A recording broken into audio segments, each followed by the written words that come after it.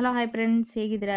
ಚೆನ್ನಾಗಿದ್ದೀರಾ ಅನ್ಕೊಂತೀನಿ. ನಾನು ಕೂಡ ಚೆನ್ನಾಗಿದ್ದೀನಿ. Welcome to Shyamala Bheemaraj YouTube channel. ಇವತ್ತಿನ ರೆಸಿಪಿ ಬಂದ್ಬಿಟ್ಟು ಜೀರಿಗೆ ರಸಮ್ ಮಾಡ್ಕೊತಾ ಇದ್ದೀನಿ. ಯಾವ ಥರ ಮಾಡ್ಕೊತೀನಿ ನೋಡ್ಕೊಳ್ಳೋಣ ಬನ್ನಿ. ತುಂಬಾನೇ ಸಿಂಪಲ್ ಆಗಿರುವಂಥ ರಸಮು, ಸಖತ್ ಟೇಸ್ಟಿ ಕೂಡ ಇರುತ್ತೆ.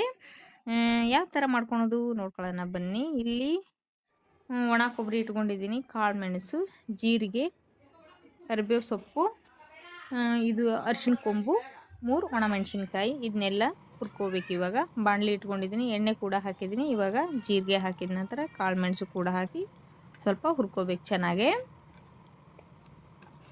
ಹುರ್ಕೊಂಡ ನಂತರ ಇವಾಗ ಅರಿಶಿಣ ಕೊಂಬು ಕೂಡ ಹಾಕೊತೀನಿ.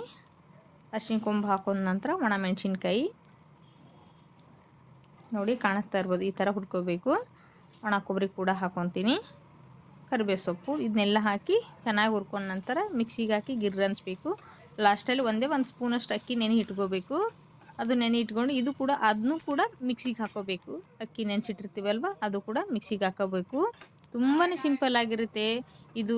ಇಡ್ಲಿಗೆ ಆಮೇಲೆ ಅನ್ನಕ್ಕೆ ತುಂಬಾ ಚೆನ್ನಾಗಿರುತ್ತೆ, ಖಾರವಾಗಿ. ಒಂದ್ಸತಿ ನೀವು ಟ್ರೈ ಮಾಡಿ, ಹೇಗೆ ಬಂದಿತ್ತು ಅಂತ ನನಗೆ ಕಮೆಂಟ್ ಮಾಡಿ. ಪ್ಲೀಸ್ ನನಗೆ ಸಪೋರ್ಟ್ ಮಾಡಿ ಅಂತ ಹೇಳ್ತಾ ಇದ್ದೀನಿ. ಇವಾಗ ಎಲ್ಲವನ್ನು ಹುರಿದ ನಂತರ ಅಕ್ಕಿ ನೆನೆಸಿಟ್ಟಿದ್ನಲ್ವ ಅದು ಕೂಡ ಮಿಕ್ಸಿ ಜಾರಿಗೆ ಹಾಕಿ ಗಿರ್ರ ಅನ್ಸ್ಬಿಟ್ರೆ ಮಸಾಲೆ ರೆಡಿ ಆಯಿತು, ಜೀರಿಗೆ ರಸಮ್ ಮಸಾಲೆ. ಇವಾಗ ಒಗ್ಗರಣೆ ಕೂಡ ಹಾಕೊತೀನಿ.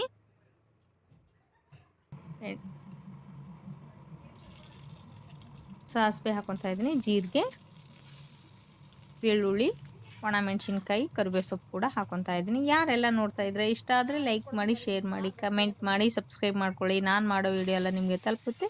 ಪ್ಲೀಸ್ ನನಗೆ ಸಪೋರ್ಟ್ ಮಾಡಿ. ಇವಾಗೆಲ್ಲ ಒಗ್ಗರಣೆ ಹಾಕಿದ ನಂತರ ಮಸಾಲೆ ಕೂಡ ಹಾಕಿ ಸ್ವಲ್ಪ ಫ್ರೈ ಮಾಡಿಕೊಂಡು ಅಳತೆ ತಕ್ಕಷ್ಟು ನೀರು ಹಾಕ್ಕೊಳ್ಳಿ. ನಿಮಗೆ ತಿಳುವಾಗಬೇಕು ಅಂದರೆ ಜಾಸ್ತಿ ನೀರು ಹಾಕ್ಕೊಳ್ಳಿ, ಇಲ್ಲ ನನಗೆ ಗಟ್ಟಿಯಾಗಿರಬೇಕು ಅಂತಂದರೆ ನೀರು ಕಮ್ಮಿ ಹಾಕ್ಕೊಳ್ಳಿ. ನೋಡಿ, ತುಂಬಾ ಸಿಂಪಲ್ ಆಗಿರುವಂಥ ಜೀರಿಗೆ ರಸಮ್ ರೆಡಿ ಆಯಿತು. ಬನ್ನಿ ಟೇಸ್ಟ್ ಮಾಡೋಣ ಹೇಗಿದೆ ಅಂತ. ವಾಸನೆ ಕೂಡ ಘಮ ಘಮ ಅಂತ ಇದೆ. ಟೇಸ್ಟ್ ಮಾತ್ರ ಸೂಪರಾಗಿ ಬಂದಿದೆ. ಇಡ್ಲಿಗೆ, ಅನ್ನಕ್ಕೆ ಸಖತ್ ಟೇಸ್ಟಿಯಾಗಿರುತ್ತೆ. ಮತ್ತೆ ಸಿಗ್ತೀನಿ ನೆಕ್ಸ್ಟ್ ವ್ಲಾಗಲ್ಲಿ. ಬಾಯ್.